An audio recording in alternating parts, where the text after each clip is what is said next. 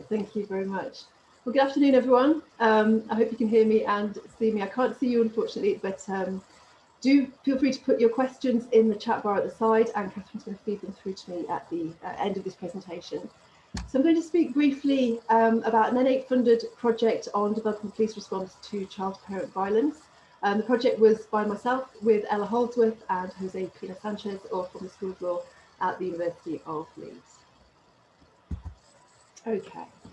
So I'm going to start by saying something about how we define child-parent violence. In this project, we defined CPV as any behaviour that could cause physical, psychological, emotional, economic or financial harm to parents and carers. And I should say we defined parents very broadly to include step-parents, adoptive parents, foster parents, grandparents and anybody acting in a parental capacity. In this study, CPV included coercive and controlling behaviour. We're going to bear that definition in mind as we progress. Definitions of CPV in the academic literature often include an element of intent. This very often used example there at the bottom by Barbara Cottrell, who's a Canadian researcher, and she defined CPV as any act of a child that is intended to cause physical, psychological or financial damage to gain power and control over a parent. We purposely didn't use that definition. I'll come to explain more about why we didn't as we progress. So thinking first of all about the extent of the problem of CPV, in 2018, CPV was described in the House of Commons as a very significant issue and a growing problem. And there's been a great deal of media coverage around CPV over the last few years. But it is, for obvious reasons, very difficult to gauge the extent of CPV.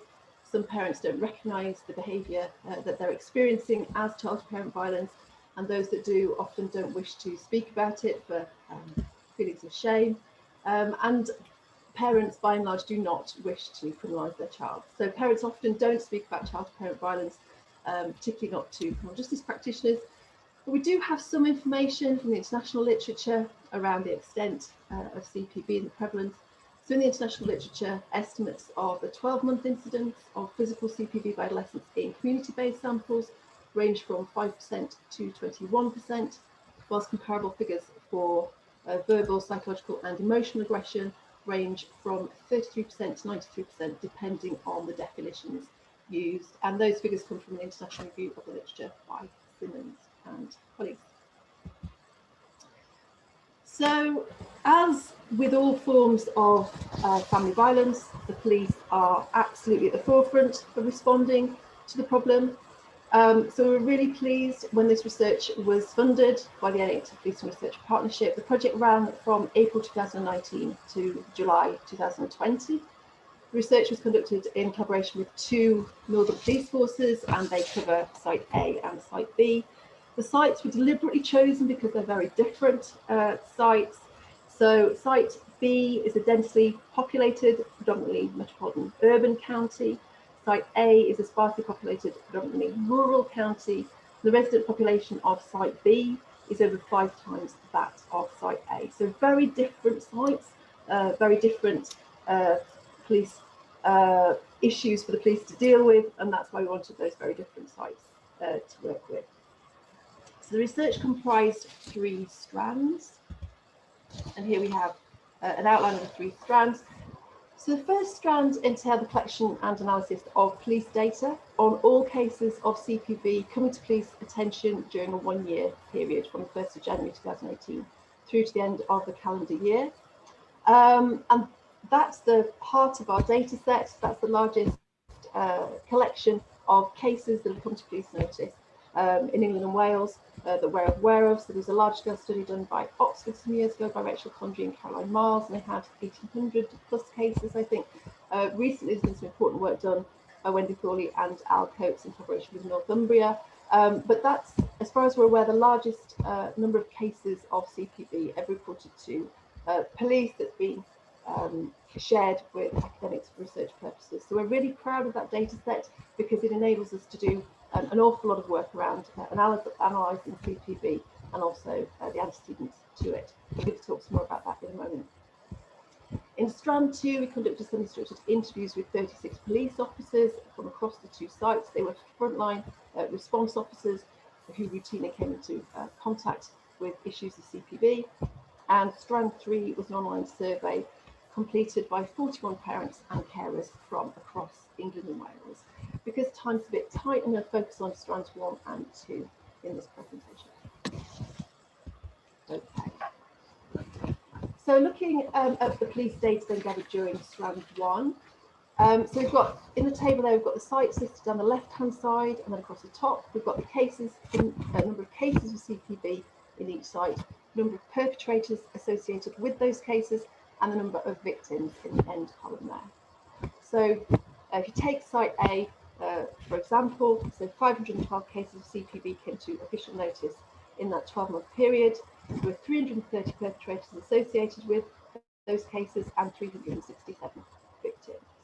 And obviously site B, figures shown there too, and you can see very many more cases in site B.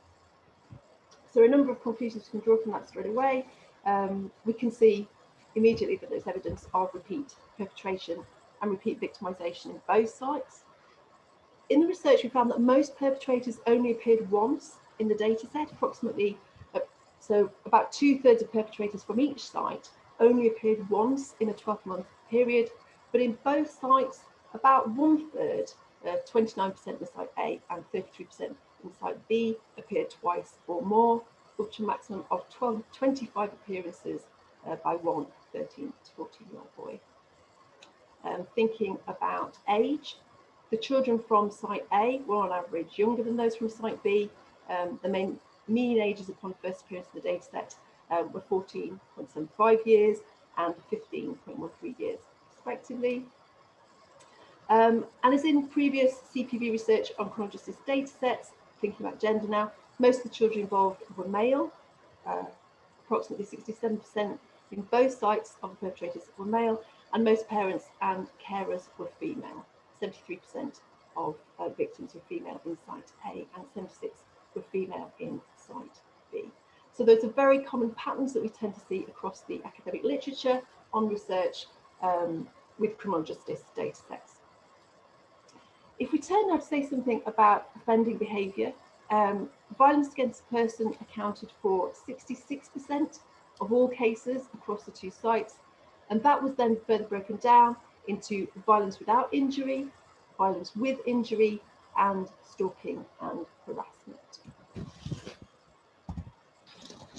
I gave a longer version of this presentation to Home Office policy advisors recently, and I wanted them to see some examples of what violence without injury could look like, because I think we might imagine, given that violence covers a very broad spectrum of offending behaviours, I thought they might imagine that violence without injury could be very low level, and indeed it can, but it can also include incidents like this. So I've taken a couple of examples from the data set, and these come from the police crime notes.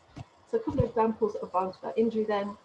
During an argument, the son has assaulted his mother by grabbing her by the neck, causing no injury. 13-year-old boy, site A. Another example, the suspect is verbally abusive towards the victim, so the police officers who attended and threatens to smash her head in, causing fear of violence and escalation. 13-year-old boy from site B. And here's an example of violence with injury that we saw in the data set. And I have the full quotation actually taken from the police crime notes, so I'll read you the full quote. It says, the victim and suspect are father and son. A verbal argument has ensued, which has turned violent.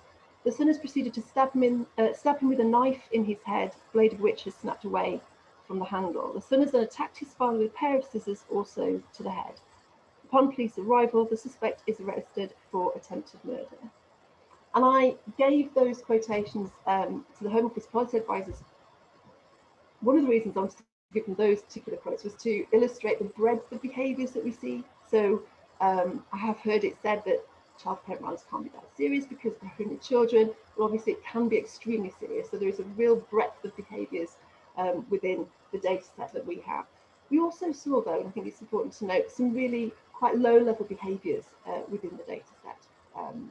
Remote controls being thrown, doors being slammed, minor criminal damage within the home. So the breadth of behaviours was really evident. I'm still thinking about the criminal behaviours that were witnessed. So criminal damage was the second most common offence, type in the data set cited in 24% of cases across the 2 sites. Theft was also common, cited in 9% of cases. And the final bullet point there, although it was rare, we didn't see much of it, sexual violence was present within the data set. So within the academic literature, there is very little discussion of sexual violence within discussions of CPV. There were a very small number of cases in the Oxford data set, and we found a very small number too, which I think, although it's rare, it illustrates the need for police officers and practitioners to be conscious that it may occur and to understand the context within which it may apply. Okay. So within Site B, we were fortunate that we could also gather data on child protection issues. So data on child protection issues were provided by Site B. We weren't able to collect those data from Site A, unfortunately. As it says there were known child protection concerns in relation to 74% of the children from Site B, the most common of which was having experienced domestic violence. I've put that in red because if there's one thing I would like you to take away from this, it's to better understand the relationship between children having experienced intimate partner violence in the home and going on to perpetrate child-to-parent violence, and we might add going on to perpetrate violence outside the home as well. So a review of the international literature found that exposure to family violence has consistently and positively been related to child-to-parent abuse perpetration across studies, and that exposure to violence can be related to a more frequent or enduring pattern of child-to-parent abuse. The other child protection concerns listed in the data set were having experienced sexual abuse, physical abuse, neglect, or some other child protection issue. I think it's clear that the children who perpetrate, I don't particularly like the word, but the children who perpetrate CPV are often victims in other contexts. Another point that I think it's really useful for practitioners to be aware of, and which we had some evidence of from the police data set, was of the relationship possible relationship between CPV and neurological, developmental and mental health issues. So some of the children from sites A and B were clearly affected by these issues. And it was interesting because there is increased recognition within the academic literature that neurological and developmental disorders, mental health issues may contribute to CPV. So we're thinking of issues like ADHD, autism, fetal alcohol syndrome, ODD, and so on and so forth. These are, again, quotations taken from the police crime notes of evidence that the police officers found when they went to incidents. I'll just read these quotes to you. So the first one there, mother and 11-year-old son had an argument. He then punched her repeatedly to the arm and face while she was trying to restrain him, causing minor bruising. And the victim believed this had happened because he suffers from ADHD and autism. And the second quote, the suspect suffers with various mental health issues and autism, according to his mother, who was the victim in this case. The suspect has had a mental health episode and threw coins at his mom, causing no injury, and then he threw a rather large object at her, causing a bruise to the arm. I've just, that point at the bottom in lilac, that's just a note to myself, to pick up on this issue of the possible relationship that we're increasingly seeing evidence of within the academic literature, from research, of children's experiences of trauma, whether that's through living with intimate partner violence, and also issues of a possible relationship between neurodevelopmental disorders, mental health issues, and so on and so forth, and the issue of intent. This is why we didn't use the definition that's commonly used in the academic literature around CPV as being behaviours that children intentionally use to invert the power relationship within the home, because increasingly there is evidence to suggest that these behaviours are not practiced with intent, and that children often are using these behaviours as an outworking of trauma, or as a consequence of particular pathological, perhaps, issues that they are experiencing. So I think viewing CPV as an attempt to invert the power balance within the home in all cases is problematic. I'm not saying that never happens, I'm sure it does, but I think we have to have a more nuanced understanding of the issue of CPV. So still sticking them with the police data and looking at outcomes. So the majority of cases in Site A and Site B, 80% in Site A, 90% in Site B, resulted in no further action being taken. When we did the interviews with police officers, they very clearly explained that parents do not wish to pursue action. And actually, when parents call the police, it's usually in a moment of crisis. They want help in that moment, but they do not want to pursue action against their child. They don't want their child to be criminalised. So the majority of cases, there resulted in no further action being taken. A small proportion of cases resulted in out-of-court resolutions. Proportion varied quite markedly between Site A and Site B. 2% of all cases led to a youth or adult caution or conditional caution, because of course some of the children are, I'm not sure if I said, but some of the children in our data set would actually be classed as adults because the young people in our data set were from ages 10 to 19. And 4% of the cases led to a charge or summons. So that's the main body of our data, but we also gathered a lot of information from our interviews with police. We conducted interviews with 36 police officers, and these are some of the key findings. We have a really rich data set, but I'm just going to give you the headline points here. So what we found in our interviews was that positive action means something very different in the context of CPV to IPV. So in the context of intimate partner violence, as I'm sure many of you know, there is a presumption of positive action. Police are expected to arrest and charge when attending an incident of intimate partner violence. That really isn't the assumption in the context of child-to-parent violence. The police were very keen to divert young people away from the criminal justice system.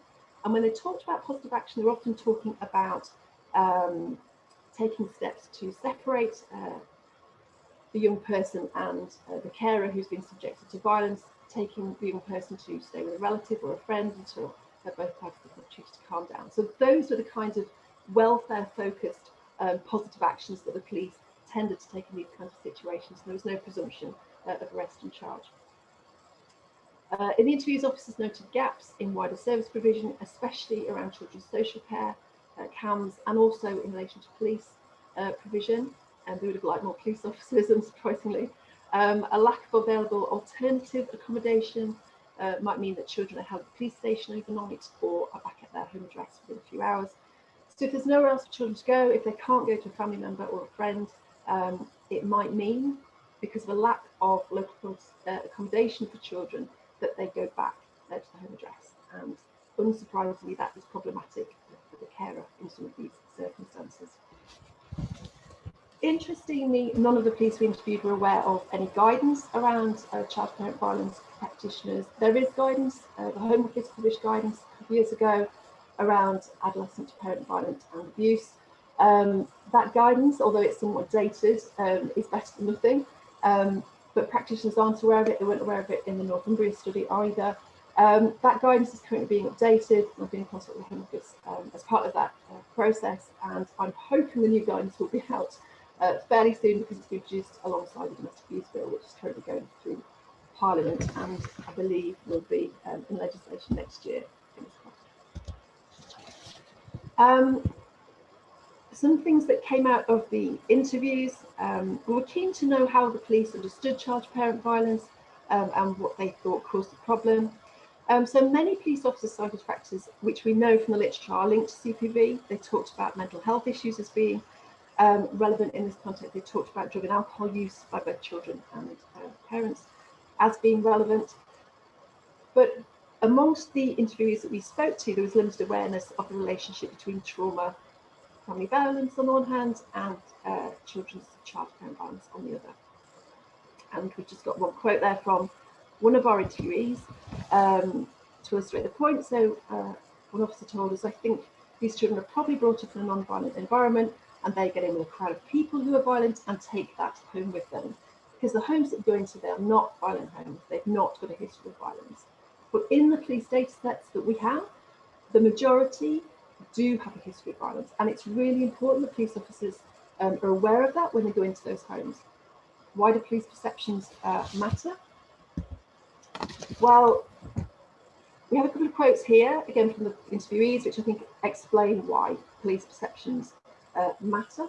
So one interviewee said, I've gone to a couple of cases recently where I've sat down and spoken to mom, and that's fine. Then the son's going to dad, who lives separately.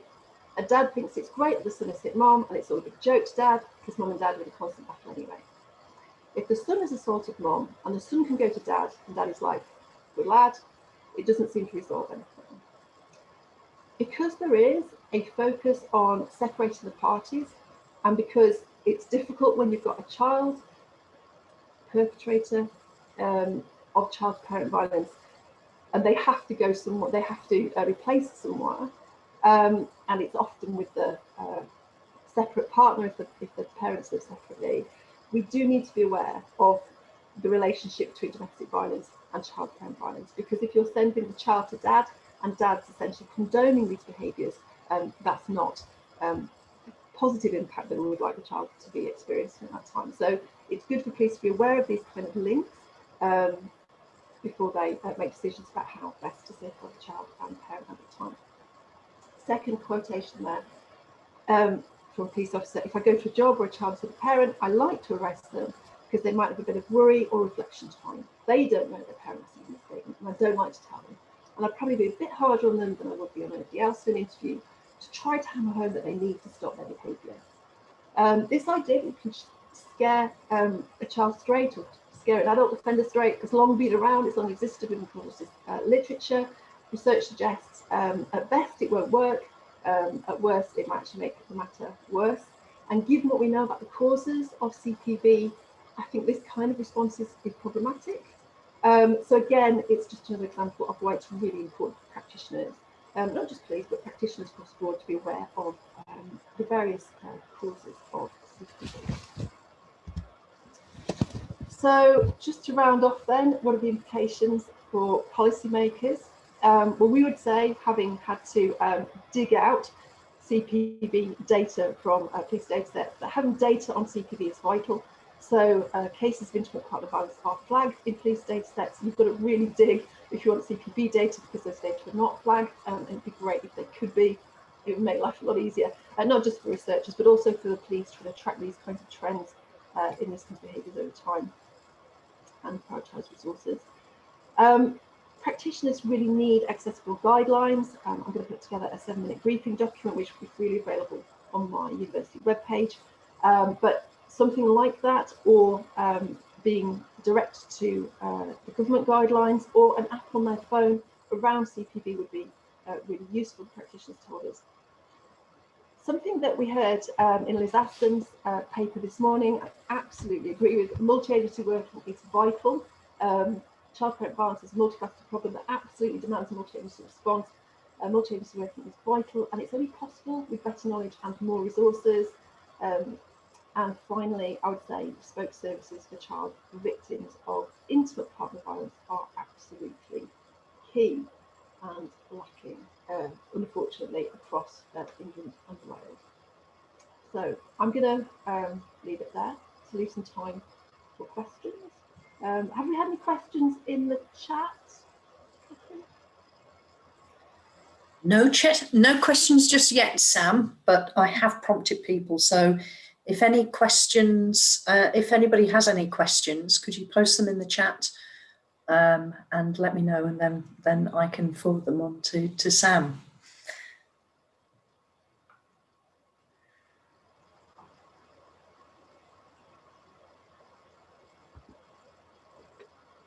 Just while we're waiting for people to think of questions, I'd be really interested to know who we've got with us. I know we've got some about 11 people in the group, and I'd be interested to know which practitioner groups you're from and why you came to this session, why it's of interest to you.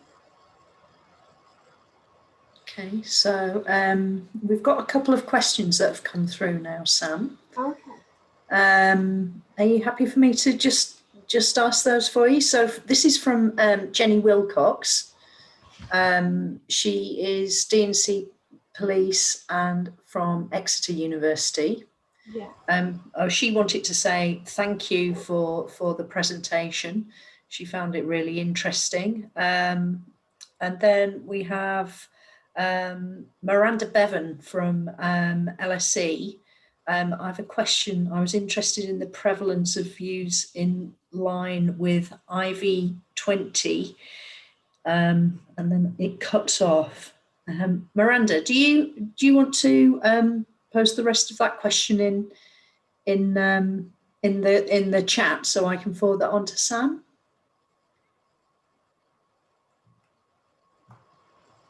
She's going to do that. Brilliant, thank you. Should I tell you who's in the group then? That would be nice, thank you. First of all, just thank you, Jenny, for your comment. That was really kind. And if anybody wants to just pose their question in person, I think attendees can speak, can they? Can they ask questions in person? If they unmute, yes. If anyone wants to do that, that would be lovely. Because you can ask me to unmute you. I can unmute you. Oh, brilliant! I feel like I'm speaking into a voice. Okay, I know. It's a little bit strange. Okay, so so whilst I do the unmuting, and I will unmute Miranda in a second. Jill Clark from Newcastle University is asking, what are the next steps for the research, Sam? Brilliant, thank you. Hi, Jill. Thank you for your question. So, so the Site B data we had, well, from both sites we have fantastic data, but the Site B data we also have historic criminal justice data, which goes beyond incidents of CPV and beyond the 12-month period of the CPV data set. So what we're looking to do now is to look at young people's trajectories through different criminal justice interventions. So young people that who we know are engaged in CPV, we'd like to look at their histories. One of the reasons, and I'm going to be doing that with Jose Sanchez from the School of Law at Leeds, one of the reasons we want to do that is because when we've been wading through the data as part of this project, it seems to me, but at the moment I'm purely guessing because we haven't done the analysis, it seems to me that there are clear patterns within the data set and we're seeing different types of behaviours coming through. So there are some children who seem to kind of pop up fairly low level violent behaviour. They pop up once or possibly twice and then they don't come back. And then there are other children who come back time and time and time and time again, and the behaviours get more and more severe.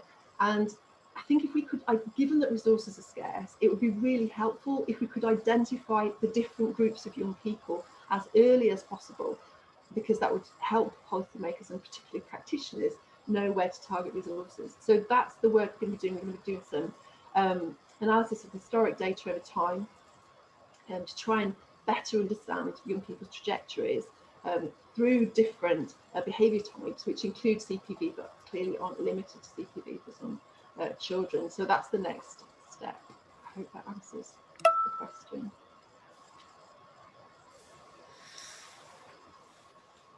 Okay, I'm afraid I'm not able to unmute Miranda. I think so she. Okay.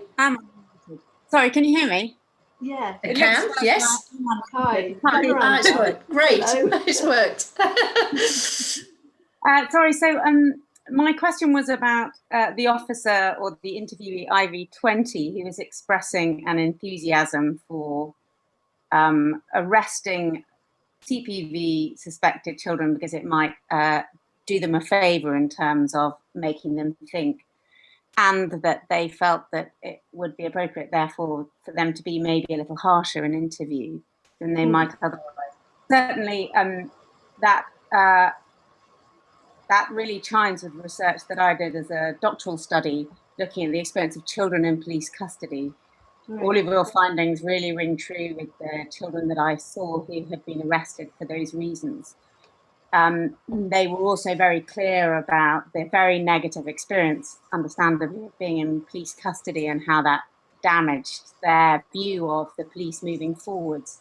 I was just interested to know whether the sorts of views expressed by that interviewee were common amongst your the officers that you interviewed, both in terms of the willingness to arrest and in terms of the treatment in police custody. Right.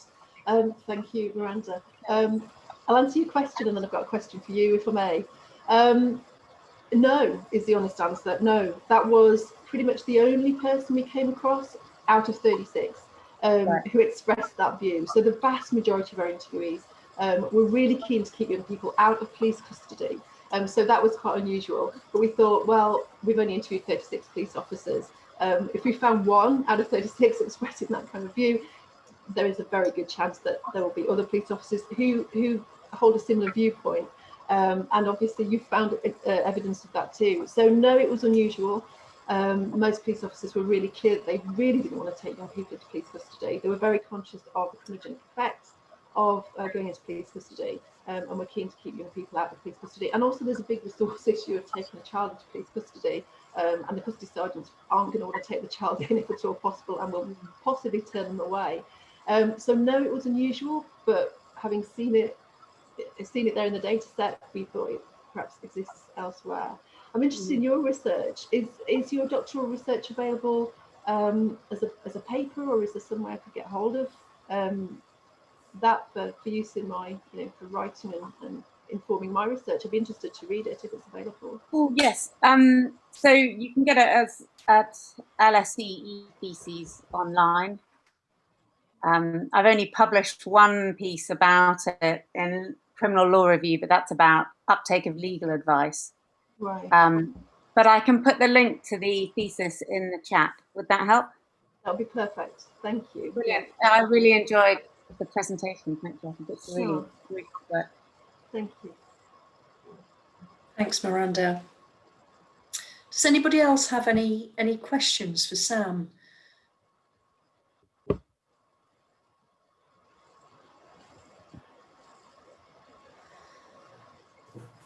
Okay. So, Sam, I know when we were talking a little earlier, you referenced the domestic abuse legislation that's currently going through Parliament as a bill. How significant is this going to be? Well, thank you. Yeah, that's a good question. So there's been a lot of work going on for years, actually, by campaigning organisations for children to be included in the definition of domestic violence, which is shortly, we hope, after a long gestation, to appear in statute. So anybody's been following the progress of this bill will know that it's been around since 2018, and we think it will reach the statute books in 2021. And within the new statutory definition of domestic violence, children will be included, which is a fantastic achievement on the part of all those campaigning organisations who've pushed for this. So there will be greater recognition of children and their experiences of domestic violence within that, and that should hopefully support local authority areas to push for greater funding for child victims of domestic violence. I think if there's one big thing that local areas could do to address CPV, it would be to address children's experiences of CPV, and also to provide a greater range of domestic violence services more broadly. And there are provisions within the domestic abuse legislation going through Parliament for that. So, for example, there is a provision within the bill that will place a statutory requirement on local areas to provide statutory refuge-based accommodation, refuge-based provision and support for women and children experiencing domestic violence. The only concern with that, or a key concern with that, that's been raised by a range of organisations, is that it might pull services away from community-based provisions. That's a real concern. There was in April additional funding announced by the government, £3.1 million for child victims of domestic violence, which is fantastic and very welcome. But the Children's Commissioner suggests there are 800,000 children currently living with domestic violence in England and Wales. And if you work out how much that amounts to per child, it's about less than £4 per child. So it's very welcome, but more is needed. And it's very difficult because local authority budgets are under such pressure. But there is a real need, I think, to focus resources where possible on children experiencing, or women with children, of course, experiencing intimate partner violence, because that is one of the ways in which we can start to tackle CPV. So yes, in answer to your question, it's very significant. It could have a very positive impact on work in this area, and I do hope that it does. Thank you. Just wanted to give everybody another chance to post any questions, and thanks very much, Miranda, for sharing the link to your research. I'm sure people will find that really interesting. Any other questions? I've got some questions that we've been provided with by the organisers, which are really useful. I'd be really interested to know which organisations, if you've got any practitioners with us, which organisations you've come from and why you came to this workshop. I'd be interested to know what your particular interest is around CPV. Don't be shy, I'd love to hear from you. So if anybody would like to talk to Sam, if you just let me know and I can see whether I can unmute you. Sorry, it's not as seamless as it could be if we were there in person. Or you can pop a question in the chat if that's... Yeah, absolutely, in the chat. Yeah, that would be great. If anybody's interested, the findings from this project will be published on the N8 website soon, I believe. The report was finished, well, some time ago, but there was just some final changes being made, and the report's going to be available on the N8 PRP website soon. And we've also got an article coming out in the British Journal of Criminology on child-parent violence, hopefully before the end of this year. So if anybody's interested in either of those things, do have a look for those, or you can get in touch with me at lawsjl@leeds.ac.uk if you wish. Right, thank you. In fact, there we go, there are my details. That's great. So Sam, is there anything else that you would like to share as far as the work is concerned that you've been done? Is there anything that particularly surprised you when you've been compiling these case studies?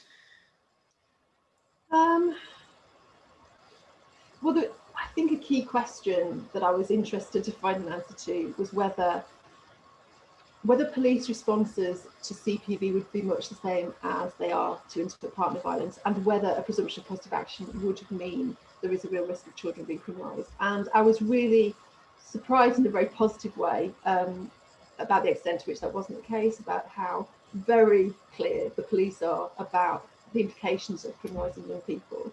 And it was really good to see how much emphasis the police were putting on diverting young people away from criminal justice intervention, and also referring them to welfare and support services where possible. I think getting those kinds of practices embedded in the organisation so that it becomes routine is really important. Something else we did notice, though, is that because within the existing cross-party agreed non-statutory definition of domestic abuse, which is the one that currently exists and will continue to exist until the domestic abuse bill becomes legislation, within that definition of domestic violence, which covers child-parent violence, domestic violence or domestic abuse includes child-parent violence by children aged 16 and up.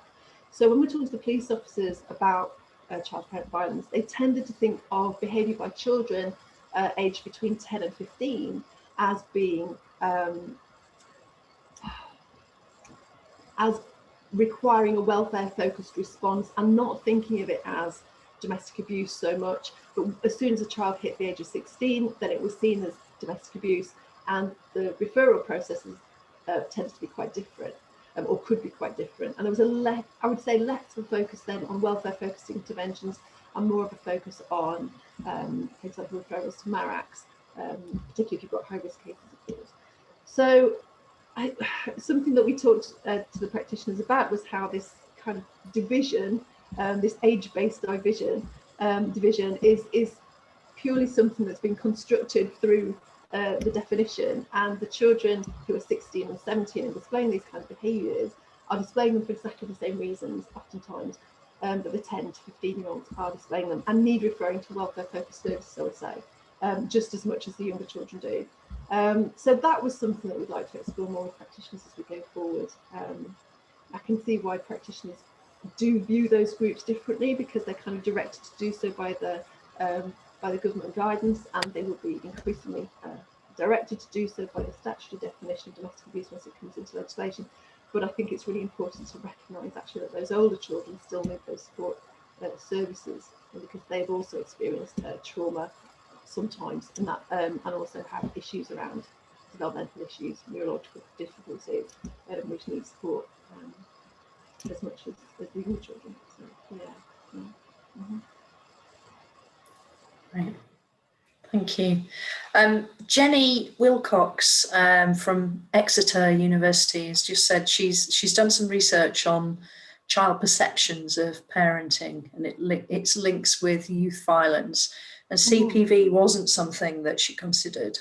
So she's been very interested to listen to your presentation from the synopsis. Good, excellent, thank you. Oh, I'm glad you found it useful, and I'll be interested to pick up on your work actually, because that sounds relevant to my own. So thank you for flagging that up. Could Jenny tell us a little bit more about her research? Yeah. Jenny, could you unmute and talk to us about your research? I can do. It was, can you hear me? Yes. Hi, Jenny. Yeah, perfect. Yeah, hi. Yeah, I can do. It was just, it was my master's research last year. I've just gone into my PhD now. I'm researching knife crime in young people. But my dissertation for my master's looked at young people's perception of parenting styles and its influence on youth violence, but just in England and Wales.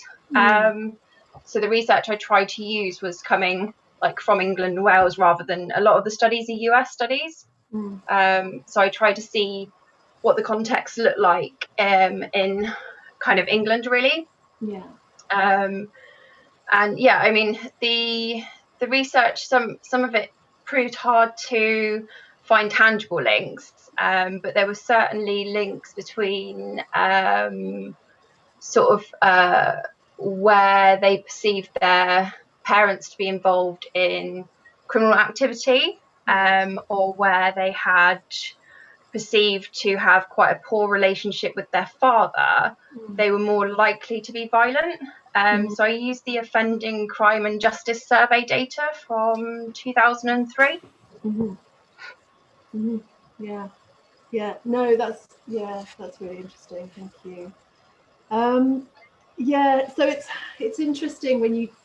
So prior to the N8 study, I conducted a national study of local responses to child-to-parent violence with over 200 practitioners from across England and Wales, and that was with Amanda Hott from Roehampton.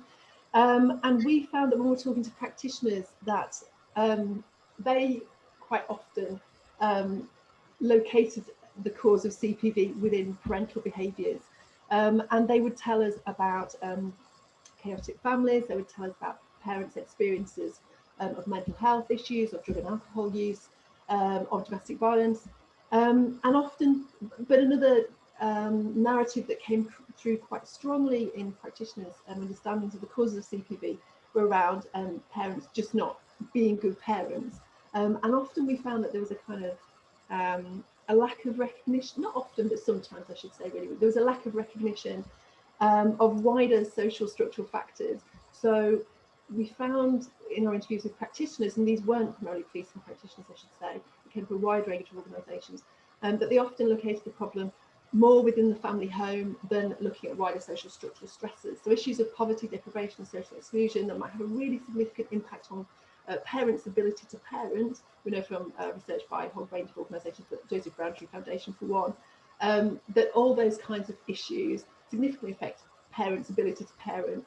But when we talk to practitioners and they were trying to explain to us the cause of CPV, those that blamed the parents often just blamed poor parenting rather than understanding perhaps the wider causes of what they perceive to be poor parenting. So it's interesting what you say about children's perceptions of parenting practice. And that's not to suggest that there isn't poor parenting out there. And certainly within that piece of research, we heard evidence from practitioners of parents visiting abuse upon their children and their children then displaying CPV. So obviously there are those kinds of behaviours that we have to be cognizant of as well. But that's a really interesting point that you raised about children's perceptions. So thank you. I'm happy to take any more questions if anybody has any more.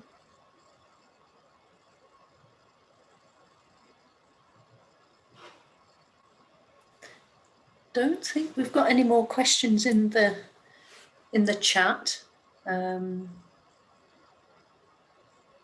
How How are we doing for time?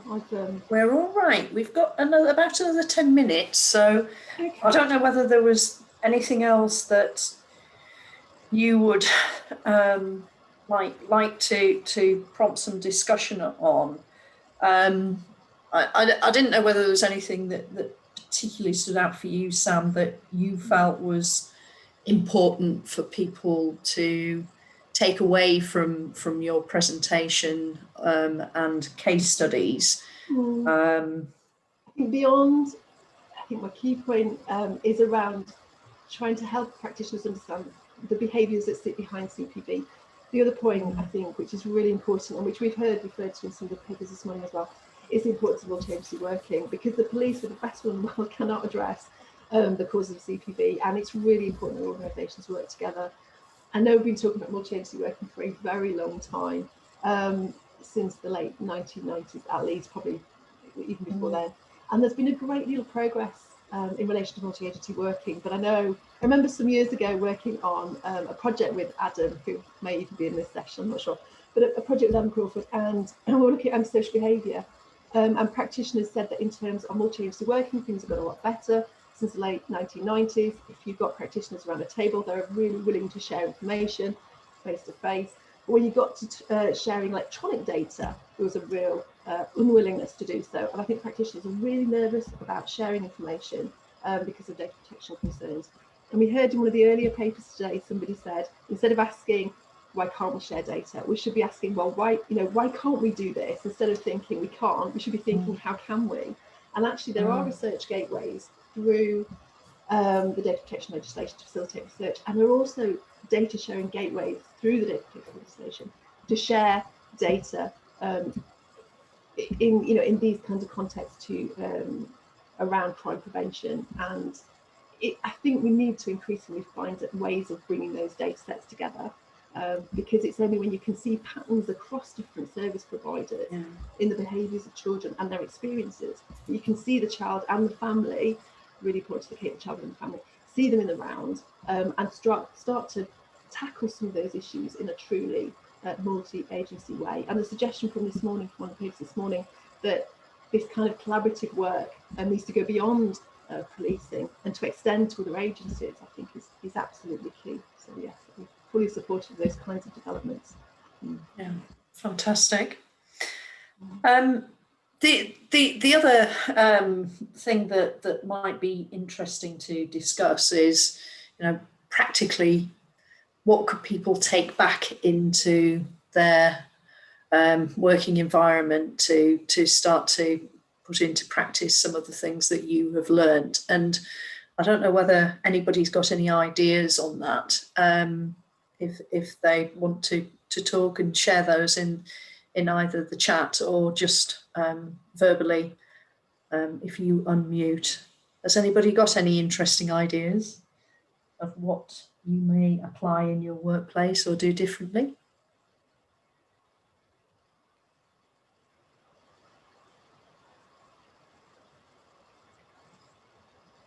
I would certainly be interested to hear if anybody has got particular things that they're going to take back. Something that attendees might be interested to know is that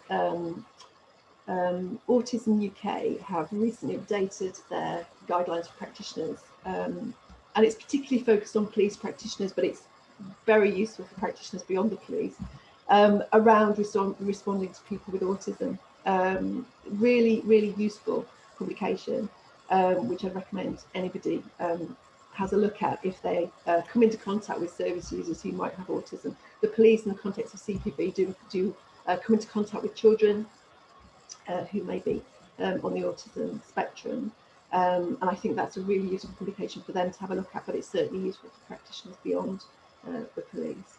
And as I say, there are also guidelines around, well, the government guidelines are around adolescent to parent violence. I'm hoping the revised version, which should be coming out sometime soon, I think everything's got held up a bit by Brexit, but we should be coming out sometime soon. I'm hoping we might refer to it as child to parent violence rather than adolescent to parent violence, because I think directing people's thoughts to adolescence rather than child to parent violence obscures the fact that CPV actually occurs across a broad age range, and actually violence by young children can be extremely severe. So in the research with Amanda Holt, some of the most serious violence that practitioners told us about, one of the most serious cases that we came across was in relation to violence by a young boy who was aged 9 and 10 in the behaviours that the practitioners were describing to us. So I think sometimes the focus on adolescent parent violence obscures that kind of problematic behaviour earlier on. So certainly I would like to think that we can broaden our understanding and again get a more nuanced understanding of CPV. Thank you, Sam. We've got one more question that's come in from Miranda from LSE. Yeah. She says, thinking about sharing data, to what extent did you encounter liaison and diversion services being accessed in CPV cases? Well, the short answer, thank you, Miranda, for your question. And the short answer is that we didn't, because that wasn't part of the remit. So we didn't look to see whether diversion liaison services were being accessed in the context of CPV. So we just had the data straight from the police database with the criminal justice outcomes and the offence data and limited demographic data because the data were anonymised, of course. So we don't have that information. I'd be interested to know the answer to that question, but I didn't come across it as part of this research because it wasn't within the remit of the project. Sorry, that doesn't answer your question. So Miranda, does that? Okay, she says thanks. So it must have answered her question. Does anybody else have anything else for Sam? We've got a couple of minutes left in the session before it's time for a break. I think we've had a lot of different sessions today, and if people have been here since first thing this morning, they're probably ready for a cup of tea, I would have thought, at this point. Okay. But I'm happy to, if anybody has any questions afterwards, you're really welcome to contact me.